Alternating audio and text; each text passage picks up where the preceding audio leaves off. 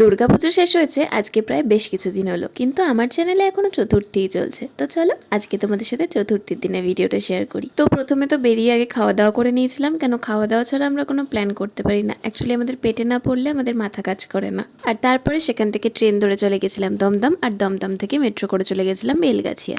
বাড়ির দিয়ে ভেবে তো বেরিয়েছিলাম অনেকগুলো ঠাকুর দেখবো, কিন্তু আমরা যেটা ভাবি সেটা আমরা কোনোদিনও সাকসেসফুলি করে উঠতে পারি না। তো বেলগাছিয়া থেকে হাঁটতে হাঁটতে প্রথমে চলে গেছিলাম টালা পার্কের ঠাকুরটা দেখতে। টালা পার্কের ঠাকুর দেখা হয়ে গেলে আমরা চলে এসেছিলাম টালা প্রত্যয়ের ঠাকুরটা দেখতে। আর টালা প্রত্যয়ে যখন আমরা ঢুকেছিলাম তখনও বিকেল হয়নি, মানে বিকেল হবে হবে করছিল, যেহেতু বৃষ্টির ওয়েদার ছিল তো এমনিই মেঘলা করেছিল।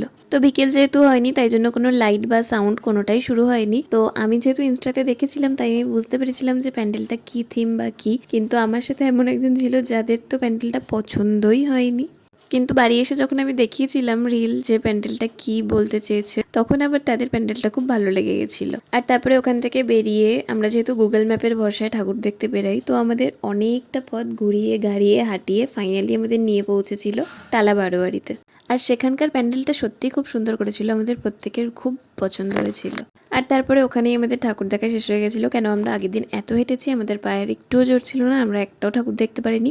ওখান থেকে আমরা সোজা বাড়ি চলে এসেছিলাম। তো আজকের ভিডিওটা এইটুকুই। ভিডিওটা ভালো লাগলে একটা লাইক করে দিও আর চ্যানেলটাকে একটা সাবস্ক্রাইব করে দিও। দেখা হচ্ছে আবার নতুন কোনো ভিডিওতে, ততক্ষণের জন্য বাই।